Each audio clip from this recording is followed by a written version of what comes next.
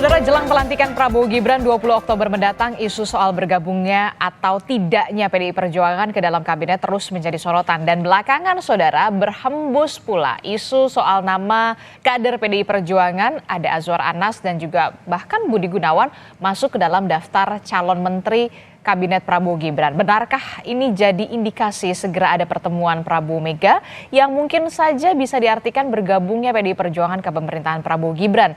Kita bahas di pagi hari ini soal ini bersama dengan sejumlah narasumber. Ada Wakil Ketua Umum Partai Golkar, Pak Nurdin Halid yang nanti akan bergabung. Kemudian juga ada melalui sambungan daring, ada politisi PDI Perjuangan, Mas Aryo Seno Bagaskoro. Selamat pagi Mas Seno, apa kabar? Selamat pagi Mbak Disti. Kemudian juga ada pengamat politik dari Universitas Al-Azhar Indonesia, Kang Ujang Komarudin yang sudah hadir ke studio. Selamat pagi, Assalamualaikum Kang Ujang. Selamat pagi, Waalaikumsalam Mbak Disti, Iya. Mas Eno.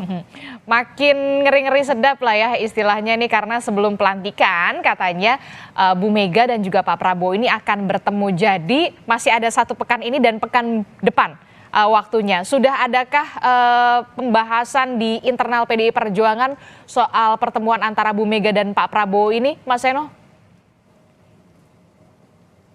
Ya, kalau bicara mengenai jadwal, tentu yang paling mengerti momentum yang paling tepat adalah Bu Mega dan Pak Prabowo.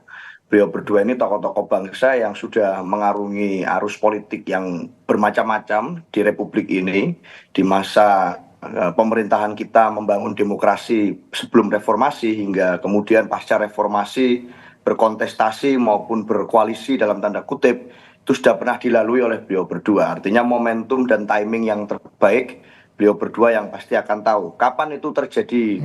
Rencana pertemuan bisa kapan saja kalau wacana itu sudah mengemuka cukup lama. H-1 pelantikan presiden bisa, H-2 pelantikan presiden bisa. Cuaca politiknya kan mengatakan bahwa itu akan terjadi dalam waktu dekat. Tetapi kalau bicara dari internal PDI Perjuangan, saya rasa dalam konteks memaknai pertemuan yang sangat baik ini kita semua satu suara bahwa ini adalah sesuatu yang baik, sesuatu yang bisa menyamakan spektrum pemikiran tentang berbagai concern dan menyadari bahwa memang ada peran masing-masing dalam konteks ketua umum partai, satu ketua umum partai pemenang pileg, satu lagi ketua umum partai pemenang pilpres. Sehingga dalam konteks pasca pemilu menjadi penting pertemuan ini terjadi untuk membicarakan hal-hal yang sifatnya high context politics, bukan sekedar politik transaksional, bukan sekedar politik pragmatis, bukan sekedar persoalan masuk atau tidak di dalam pemerintahan. Saya rasa itu Mbak Disti. Oke, menarik sekali, bukan hanya soal politik transaksional, pragmatis dan juga tadi bisa H-1 atau H-2, berarti mendekati pelantikan Pak Prabowo baru ada pertemuan. Nah, yang kemudian menarik, yang kemudian menarik juga kan biasanya nih Bu Mega ini akan memasak nasi goreng, gitu kan? Istilahnya diplomasi nasi goreng. Nah, apakah nanti juga akan ada menu semacam nasi goreng yang kemudian disuguhkan bersama dengan juga menu politik lainnya? Yang kemudian santer adalah soal komposisi menteri yang katanya politisi PDI Perjuangan ini akan ada beberapa nama yang masuk ke dalam jajaran menteri dari Prabowo Gibran. Ya, kalau masalah makanan dan menunya, saya rasakan pertemuan ini kan yang menjadi penting karena menjadi simbol. Artinya yang menjadi menarik karena di Pilpres kemarin kita berbeda posisi politik. Dan kemudian pertemuan ini akan menjadi pertemuan pertama kalau memang akan terlaksana pertemuan. Jadi kalau dalam konteks itu saya rasa semua yang menjadi faktor pendukung termasuk menu makanan, tempat bertemu itu juga akan menjadi satu simbol yang filosofis. Bu Mega ini kan juga satu sosok yang sangat concern terhadap misalnya kedaulatan pangan kita, terhadap resep mustika rasa Bung Karno, gitu ya, bagaimana kekayaan alam Indonesia itu bisa bertumbuh dalam konteks kedaulatan pangan. Nah, itu juga akan termasuk menjadi nilai filosofi yang dibawa. Misalnya dalam konteks kebijakan pemerintah pada saat PDI Perjuangan di dalam pemerintahan Pak Jokowi kemarin. Meskipun kita di dalam pemerintah, tetapi jika pemerintahan melakukan kebijakan yang tidak pro rakyat, misalnya melakukan kebijakan impor beras kemarin, itu juga pernah kita kritik dengan sangat keras oleh PDI Perjuangan bahwa negara agraris seperti kita slotnya tidak melakukan impor beras. Nah, Oke. memang nanti makanan pendukung dari pertemuan itu juga harusnya menjadi simbol bagaimana harapan kita tentang yang akan dibangun ke depan itu dipimpin dengan visi yang jelas, dipimpin dengan perencanaan yang baik, dipimpin dengan landasan yang jelas, sehingga semua faktor pendukung pertemuannya juga akan membawa pesan itu dalam konteks makanan. Oke, tapi Nah, dalam konteks Menteri Mbak Adisti, saya rasa sekali lagi harus saya sampaikan bahwa memang sampai hari ini bahkan saya dan teman-teman di internal tidak ada yang mendengar dan tidak ada arahan apapun masa untuk belum ada yang kemudian dengar. mempersiapkan nama-nama. Iya, sampai sekarang itu yang terjadi. Artinya untuk mempersiapkan nama kader tidak ada arahan dari ketua umum. Jadi selama itu belum ada arahan dari ketua umum untuk kemudian bicara seperti itu, tentu saja dalam konteks ini kita kalau bicara masuk atau tidak Suruh dalam saya bawa. pemerintahan, Jangan. ya, itu menunggu mekanisme kongres. Oke, Itu, Mbak. tapi sudah ada mendengar soal tawaran-tawaran ini, ada beberapa kursi menteri yang kemudian sudah ditawarkan oleh nama Pak Prabowo ini, sudah menjadi pembahasan di internal PDI Perjuangan? Yang pasti adalah fokus PDI Perjuangan saat ini bicara tentang bagaimana kita bisa memenangkan pilkada di banyak daerah. Di situ kita juga menunjukkan suatu ekspresi politik bahwa kita berani kok mengambil langkah sebagai partai kader dan mengajukan kader sendiri di banyak tempat yang merupakan etalase politik, yang lain melakukan politik mainstream. Sehingga dalam konteks itu saya rasa fokus kami di situ. Bu Mega juga sangat concern dan dekat dengan kelompok civil society. Pertemuan-pertemuan yang terjadi terus dengan kelompok civil society.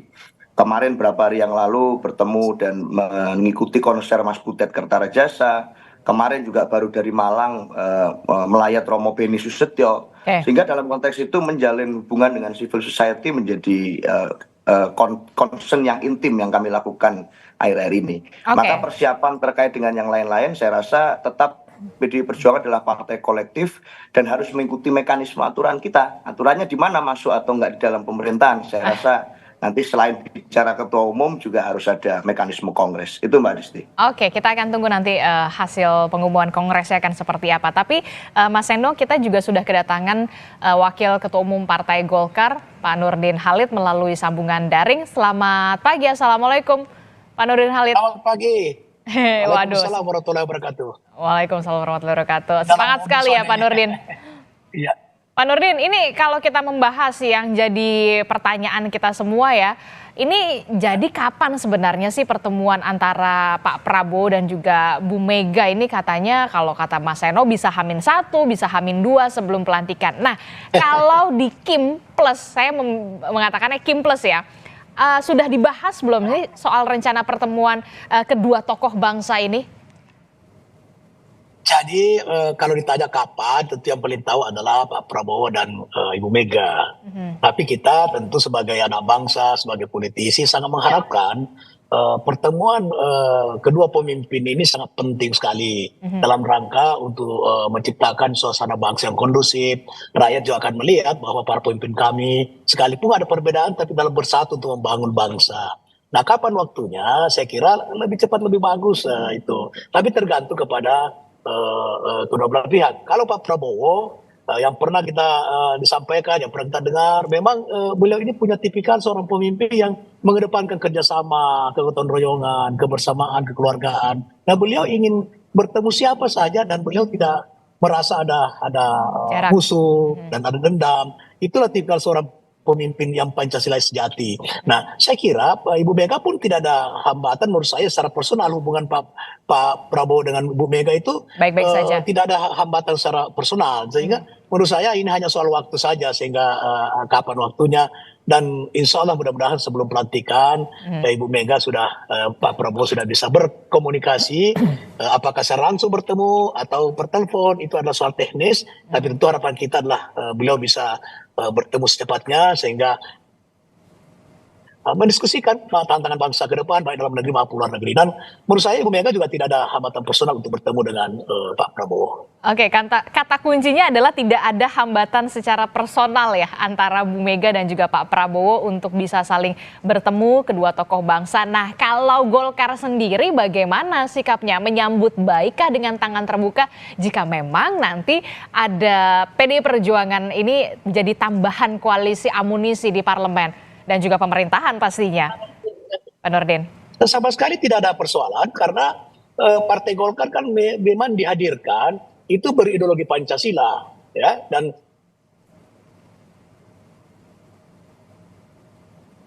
Oke, sayang sekali kita terputus dengan Pak Nurdin Halid sambungan audionya, tapi nanti kita akan coba perbaiki kembali sinyal karena mungkin masih dalam perjalanan. bukan voting, bukan oposisi. Dalam kerangka itu, Golkar sangat konsisten menjalankan misinya, menjalankan ideologinya. Oleh karena itu, tentu Golkar sangat menyambut baik dalam rangka kita menerapkan demokrasi dengan nilai-nilai kebangsaan, dengan nilai-nilai Pancasila.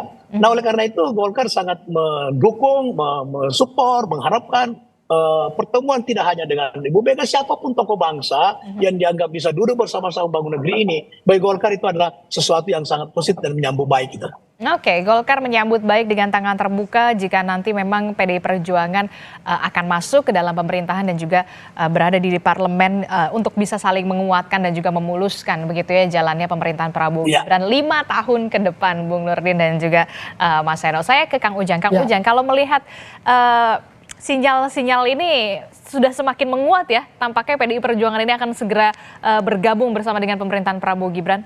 Apakah Anda sependapat? Ada 3 sinyal yang sebenarnya cukup kuat. Yang pertama, ada pembahasan-pembahasan anggaran di DPR itu ya semuanya didorong juga oleh PDIP. Dan itu diakui oleh Partai Gerindra. Yang kedua, pelantikan Ibu Puan sebagai Ketua DPR itu sangat clear, sangat jelas. Bahwa itulah sebenarnya salah satu pintu masuk gitu. Bahwa PDIP ya kemungkinan besar masuk kabinet Prabowo Gibran. Saya mengatakan kita masuk koalisi Indonesia Maju atau tambah plus gitu, atau plus kalau ada PDIP. Nah, yang ketiga kita melihat bahwa bagaimana misalkan ketika Pak Ahmad Muzani ingin didorong menjadi ketua MPR, itu PDIP yang memang mendorong yang sangat awal gitu untuk memastikan, bahkan yang mempublish pertama juga dari PDIP, Pak Ahmad Basara. Jadi di balik layar sebenarnya saling mendukung ya? Ya, saling mendukung. Bahkan pernyataan Pak Oli hari ini saya baca di media gitu bahwa PDIP clear masuk pemerintahan Prabowo Gibran. Ada, ini saya cek di beberapa media. Oleh karena itu saya meyakini gitu dari pernyataannya Mas Seno, Bang Nurdin Halid itu tadi bahwa pertemuan Prabowo dengan Ibu Megawati katakanlah ya tadi sebelum pelantikan itu mengindikasikan bahwa PDIP akan masuk koalisi Prabowo Gibran. Dan Mbak Adisti, saya ingat ketika dulu saya menganalisa juga di sini bagaimana PDIP akan mengajukan hak angket tentang kecurangan pemilu kan. Saya katakan berkali-kali di sini pula di depan Mbak Adisti. Saya bilang tidak mungkin, tidak akan, betul kan? Nah, sekarang juga sama, saya punya analisa dong, boleh dong. Ini kemungkinan besar saya bilang. Bahkan kalau saya katakan ini 90% kemungkinan besar akan masuk koalisi Prabowo Gibran. Saya mengatakan seperti itu. Di tahun ini? Dan indikasinya sangat kuat, sangat besar. Ya kemungkinan besar di Oktober begitu. Oke, di Oktober ini. Ya, minggu lalu saya mengatakan kemungkinan besar masuknya adalah di awal ataupun di pertengahan jalan. Tetapi begitu kuatnya, begitu santernya indikasi hari ini, bahkan Pak Oli pun mengatakan bahwa hubungan antara PDIP dengan koalisi Prabowo Gibran itu menguat gitu, karena memang pasca pelantikan Mbak Puan. Nah, di sini saya melihat bahwa ya sebenarnya sudah clear. Sudah sangat jelas ini, hanya menunggu waktu saja. Pertama, momentum yang pas soal pertemuan antara Ibu Megawati dengan Pak Prabowo, yang nanti juga dengan sendirinya berjalan bahwa ya akan ada kader-kader PDIP yang masuk kabinet Prabowo Gibran. Saya meyakini itu. Begitu. Ada berapa nama ya? Kalau di kita sih ada 3 nama ya katanya ya. Yang beredar 3 nama, tetapi kan tergantung dari deal-deal kesepakatan antara Ibu Mega dengan Pak Prabowo. Apakah misalkan nanti minta Kejaksaan Agung, apakah minta BIN tambahannya, kita tidak tahu. Karena bagaimanapun dalam konteks power sharing apapun bisa dilakukan. Tadi prinsipnya mereka bekerja sama untuk membangun Indonesia ke depan begitu. Oke, saya ke Mas Seno. Mas Seno, gimana nih kalau dari analisanya Kang Ujang, 90% nih PDI Perjuangan akan bergabung segera di tahun ini, bahkan di Oktober kalau katanya Kang Ujang, untuk bisa bergabung bersama dengan pemerintahan. Ada juga sejumlah nama yang juga nantinya dirasa akan menempati posisi-posisi menteri di pemerintahan Prabowo Gibran. Ya, ada 90% dari Kang Ujang, ada 10% juga dari Kang Ujang. Artinya apapun masih, selama belum ada keputusan apapun, dan hari ini realitasnya juga ini masih berjalan. Pertemuan antara Bu Mega dan Pak Prabowo juga timingnya masih disesuaikan sebaik mungkin berdasarkan kesibukan dua tokoh ini yang sama-sama punya kesibukan. Artinya kan minggu lalu juga banyak prediksi yang muncul bahwa pertemunya pasti minggu ini. Tapi ternyata juga minggunya sudah berlalu ke minggu depannya. Dan belum ada pertemuan. Semua di dalam ruang sesuai dengan kondisi kemungkinan yang paling besar. Artinya apapun itu masih ada waktu untuk semuanya menyiapkan diri. Yang penting kan satu sebenarnya, bagaimana kita berkaca dari sejarah, Mbak Adisti, bahwa PDI Perjuangan pernah berada di dua posisi itu, baik di dalam pemerintahan maupun di luar pemerintahan. Pernah merasakan menang Pilpres dan pernah merasakan kalah Pilpres. Pernah merasakan hat-trick pemilu legislatif, pernah juga misalnya dalam konteks melakukan konsolidasi kekuatan di dalam parlemen. Itu pernah kita alami semua. Dan dalam konteks itu saya rasa apapun ke depan, bagaimanapun berkaca dari sejarah, PDI Perjuangan objektif kok. Saat berada di dalam pemerintahan juga bukan berarti semua kebijakan lalu kita bilas. Ini kebijakan yang tidak pro rakyat kita dukung. Tentunya ada kritik seperti saya sampaikan tadi. Lalu dalam konteks di luar pemerintahan pun juga tidak selalu kita di luar kemudian kita menjadi kelompok yang asal carok. Artinya semua kebijakan pemerintah pasti salah kita sikat. Dalam konteks ini kita mengedepankan menjalankan fungsi check and balance. Oke, tapi berarti kalau masuk ke dalam pemerintahan tetap bisa mengkritisi dong. Itu maksud Anda? Ya, seperti itu yang saya maksudkan, bahwa dalam teladan itu, konteks sejarah itu di masa Pak Jokowi kemarin pun di dalam pemerintahan ini sebelum Pilpres ya, tahun 2017, tahun 2019, 20, setelah Pilpres yang periode kedua juga kita melakukan banyak kritik, utamanya misalnya tentang strategi impor beras yang kami anggap itu berlawanan dengan jati diri bangsa. Jadi dalam konteks ini saya rasa kita tetap menjaga objektivitas itu. Itu Mbak. Oke, tapi berarti seandainya kalaupun akan masuk ke dalam pemerintahan nih, kan kita berandai-andai dulu lah, nggak apa-apa lah ya pagi-pagi gitu ya Mas Seno ya. Berarti akan tetap bisa mengkritisi jika memang ada kebijakan yang bisa dirasakan kok kayaknya tidak pro rakyat begitu ya, kalau seandainya nanti masuk ke pemerintahan Prabowo Gibran. Mas Seno? Waduh. Kami seperti itu, Mbak. Yang kedua juga adalah dalam konteks ini sebenarnya kalau di dalam sistem ketatanegaraan kita, fungsi kontrol itu kan terjadi di parlemen sebetulnya. Artinya tidak hanya menjadi tanggung jawab dan tugas kami, tapi juga tanggung jawab semua partai politik yang ada di parlemen. Apabila eksekutif melakukan suatu penyimpangan dari perencanaan, ya harusnya berteriak di sana. Itu sebenarnya koridor tata ruangnya di situ. Makanya tidak ada oposisi dan koalisi. Jadi kami rasa jadi tanggung jawab kita semua. Tetapi PDI Perjuangan dalam perjalanan politiknya telah membuktikan rekam jejaknya pernah melakukan fungsi tersebut. Itu Mbak Risti. Oke, Bung Nurdin, respon Anda bagaimana kalau misalkan nanti PDI Perjuangan masuk ke dalam pemerintahan Prabowo, kalau memang tidak dirasa ada kurang sreg begitu ya, tidak ada kebijakan yang kurang pro rakyat begitu, tetap akan mengkritisi. Nah, ini komitmennya nanti akan seperti apa? Harus di-clearkan dulu. Itu betul sekali. Jadi tidak hanya PDIP, seluruh partai, khususnya Golkar, tetap akan melancarkan kritik konstruktif, bukan destruktif ya. Sepanjang itu adalah berguna untuk bangsa, bermanfaat untuk rakyat. Jadi, dan Pak Prabowo sendiri mengatakan, kalau saya berada di jalan yang tidak benar, tegur saya.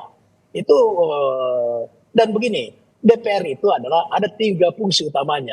Legislasi, pengawasan, dan budgeting. Nah, ketika 3 fungsi dilaksanakan dengan baik, maka di sana pasti ada yang bersifat kritik, bersifat support, mendukung. Jadi kebijakan yang pro rakyat pasti didukung. Tapi kebijakan tidak pro rakyat pasti kita melakukan koreksi, kita melakukan kritikan untuk perbaikan.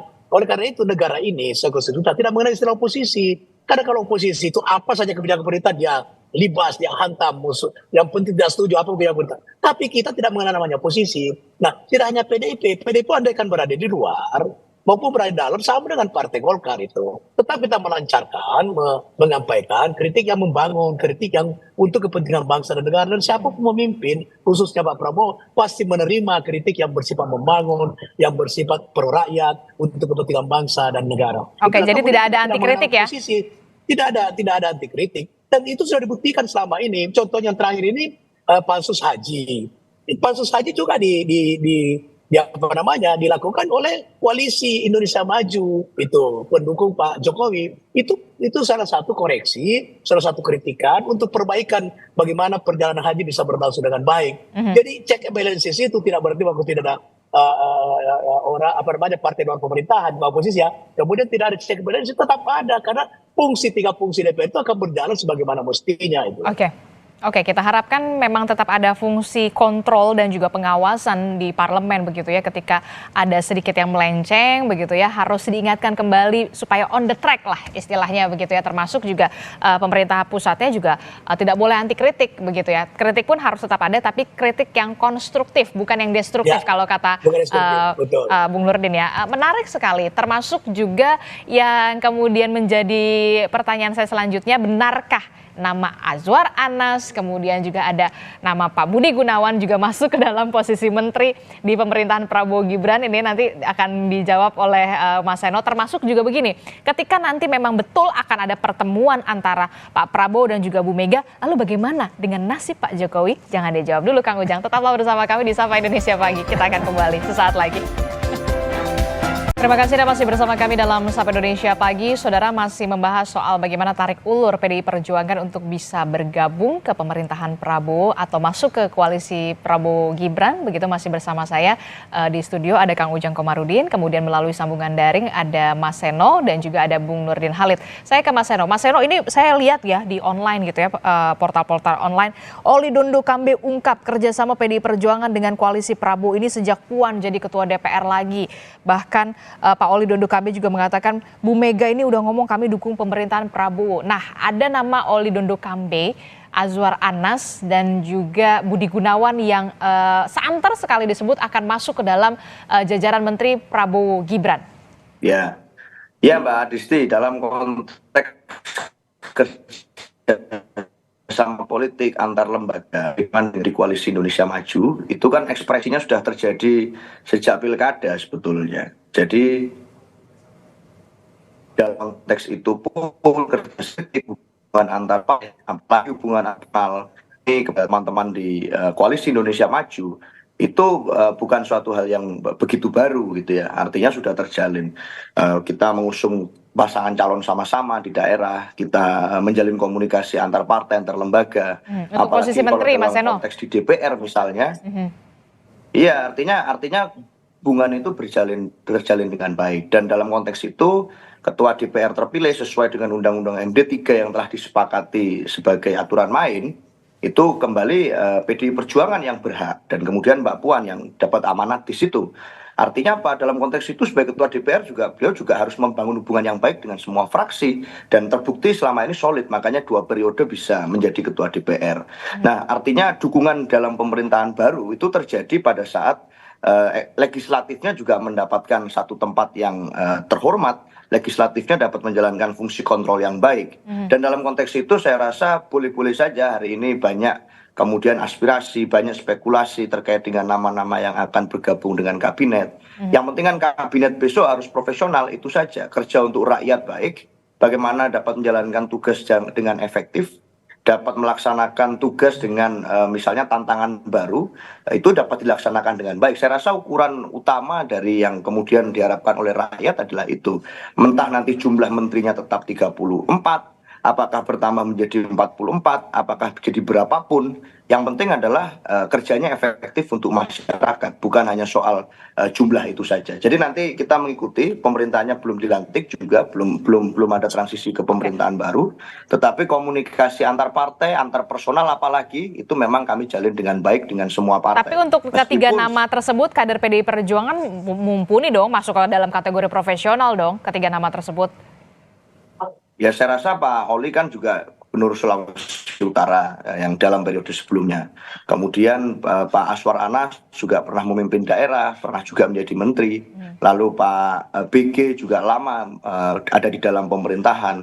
Jadi saya rasa kalau bicara kemampuan mumpuni, sangat mumpuni. Soalnya kan memang apakah nanti PDI Perjuangan akan bergabung atau tidak. Dalam soal ini kan kita memang berbeda. Dalam konteks ini Bu Mega punya sebagai politisi yang sudah memakan asam garam politik, saya rasa punya satu langkah politik kontemplatif yang lebih dalam untuk bertemu Pak Prabowo saja ya, bersama termasuk dengan juga soal Pak Prabowo, hitung-hitungan politiknya akan seperti apa ya, Mas Seno? Ya, menentukan momentum dan timing gitu. Bu Mega menentukan timingnya sangat presisi, sangat akurat. Ini butuh waktu yang orang menunggu-nunggu sekali loh kapan. Apalagi untuk keputusan yang sangat strategis seperti bergabung di dalam pemerintahan atau tidak. Saya rasa kontemplasinya jauh lebih dalam. Mau bertemu saja, ngobrol saja butuh waktu. Saya rasa itu Mbak Disti. Saya ke Bung Nurdin Halid. Bung Nurdin, ini kan pasti juga Anda sudah dengar tiga nama ini. Pak Oli Dondo Kambe, Pak Azwar Anas, dan juga Pak Budi Gunawan. Ini ibaratnya lah ya, lingkaran kepercayaan Bu Mega semua. Nah pasti udah dibahas nih di Koalisi Indonesia Maju Plus begitu ya. Kalau ketiga nama ini juga nantinya akan diprediksi akan menduduki posisi menteri. Dari Golkar sendiri? Ya tiga nama itu saya kenal baik ya. Tiga-tiganya saya kenal baik. Dan kalau memang itu diusulkan oleh PDIP dan Pak Prabowo menerima, saya kira ini memang sangat profesional ya di bidangnya.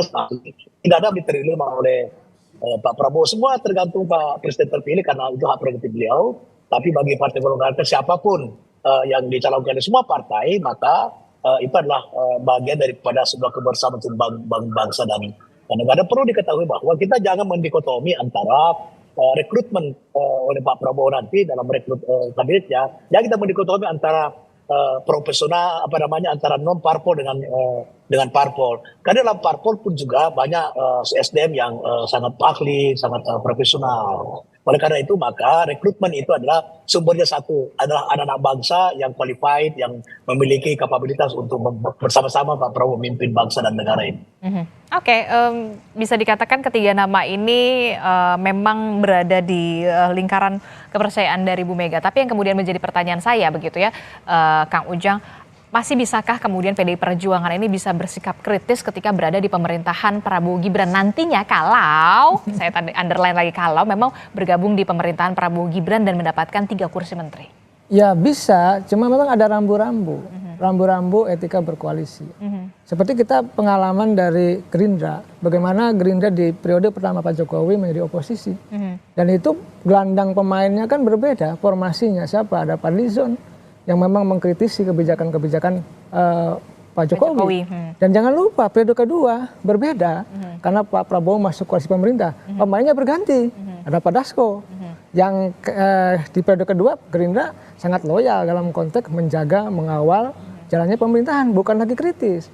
Tetapi memang saya meyakini ya masih bisa ruang untuk mengkritisi itu di parlemen. Tetapi kalau itu kebijakannya menurut saya merugikan pemerintah, merugikan presiden, pasti ada rambu-rambu yang harus ditaati oleh koalisi itu.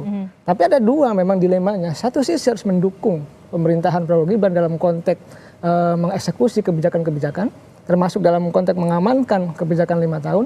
Tapi di saat yang sama butuh eksistensi partai politik untuk bisa mendapatkan dukungan dari publik. Nah, sikap kritis itulah yang mungkin dimunculkan untuk mendapatkan dukungan publik. Karena tapi saya meyakini begini, ada fenomena yang menarik ketika misalkan Partai Golkar ada di koalisi pemerintahan, tapi suaranya juga naik kok, bagus kok. PDIP juga sama, ada di pemerintahan juga menjadi partai pemenang kok. Artinya sesungguhnya kalau kita bicara di luar maupun di dalam, mereka lebih happy di dalam, untung. Ya, sudah. Jadi lebih banyak untungnya begitu ya? Iya, dapat jabatan, dapat kekuasaan, dapat kursi menteri dan lain-lain, lalu juga menang di pemilunya.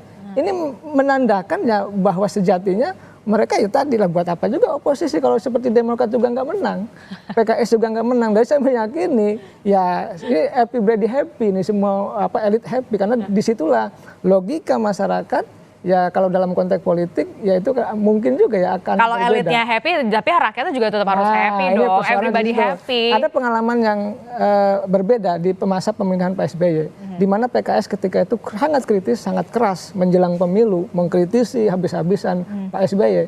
Tahu-tahu ya, mohon maaf tanda petik, Presiden PKS-nya juga masuk penjara. Ini kan menjadi persoalan. Oleh karena itu, saya meyakini PDIP, partai berpengalaman, Golkar, partai berpengalaman, akan membangun positioning yang tepat, di mana harus mengawal kebijakan pemerintah, di mana harus kritis. Saya meyakini itu. Tapi kalau bicara kritis, harusnya bisa.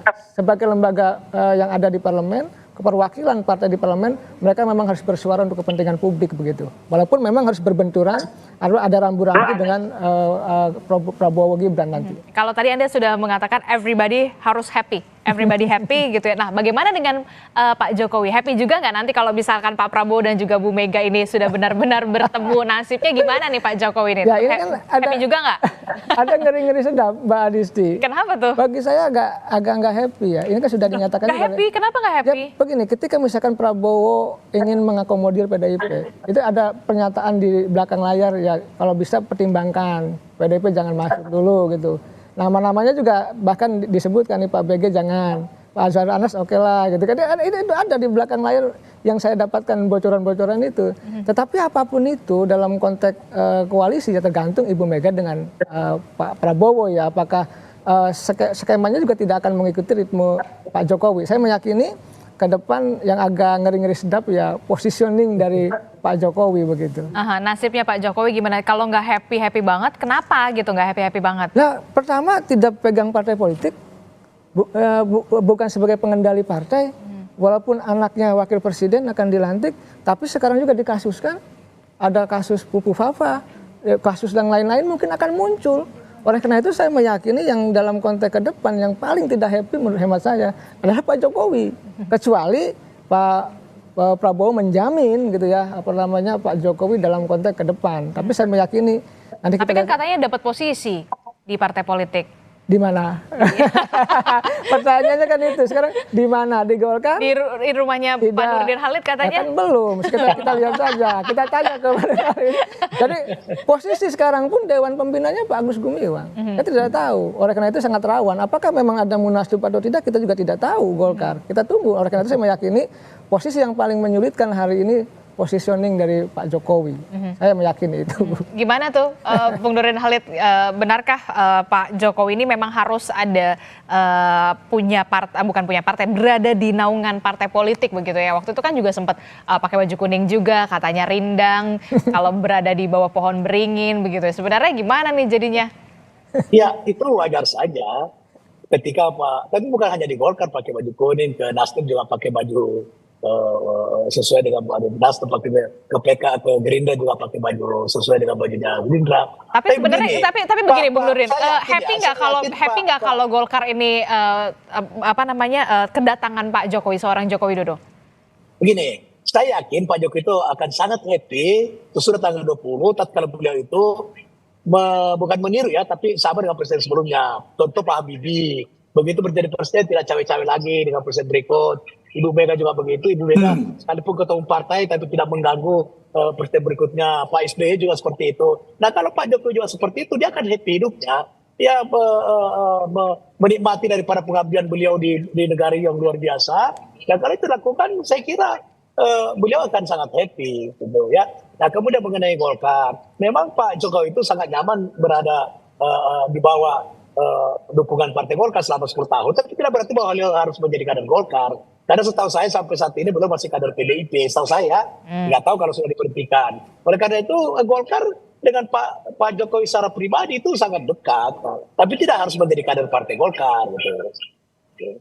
Oke, kita akan tunggu bagaimana harusnya Pak Jokowi juga happy juga ya, antusias juga dengan adanya pertemuan Pak Prabowo dan juga Bu Mega. Mas Seno.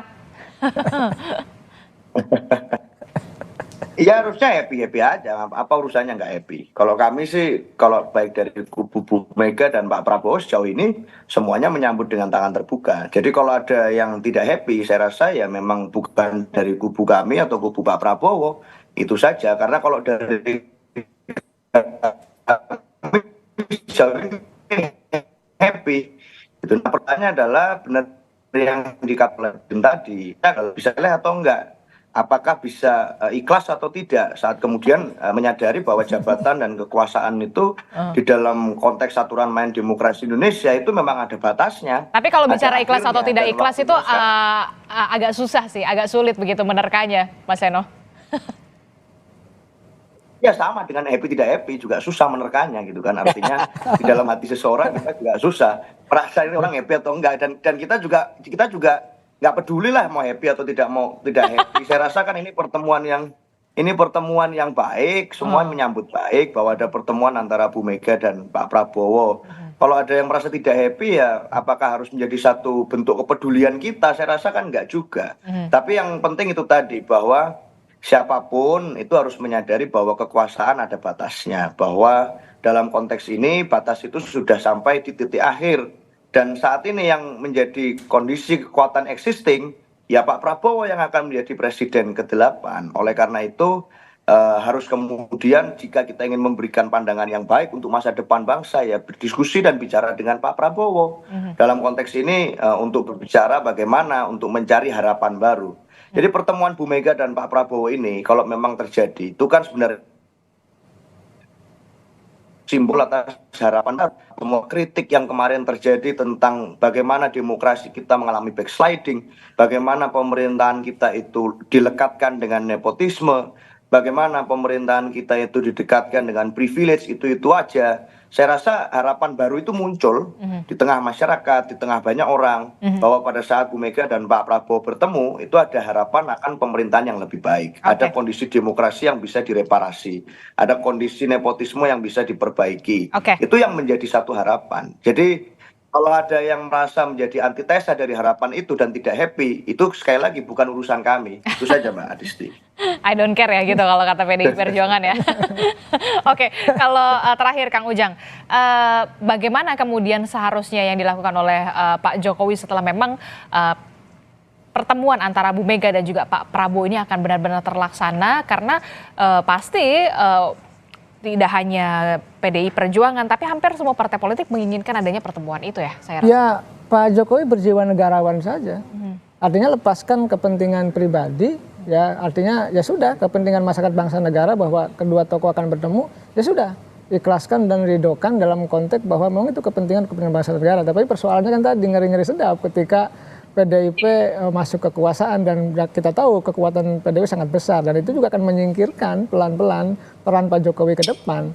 Oleh karena itu ya tentu akan ada kompromi-kompromi mungkin ya antara Pak Jokowi dengan Pak Prabowo membicarakan persoalan masuknya PDIP. Tetapi saya meyakini tadi dari awal ya PDIP ini tidak bisa dibendung untuk masuk pemerintahan.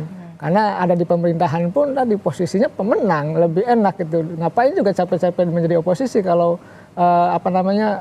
suaranya biasa-biasa saja misalnya. Tapi yang kemudian jadi pertanyaan saya adalah, masihkah kemudian ketika advice dari atau saran dari Pak Jokowi ini masih didengar oleh Pak Prabowo? Ya kalau tergantung positioningnya Pak Jokowi apa. Apakah tadi DPA, Dewan Pertimbangan Agung ya, yang dulu direvisi undang-undang terkait dengan One Team Press itu, apa posisi di situ. Tetapi kita tahu dalam perspektif DPA itu, kan hanya memberi nasihat. Soal nanti dieksekusi atau tidak oleh Presiden kan lain hal. Ya, tetapi saya dalam konteks tertentu bisa jadi Pak Prabowo ya tadi mengikuti apa yang disarankan oleh bukan hanya Pak Jokowi tapi presiden-presiden sebelumnya, mungkin ada Pak SBY, termasuk ada Ibu Megawati.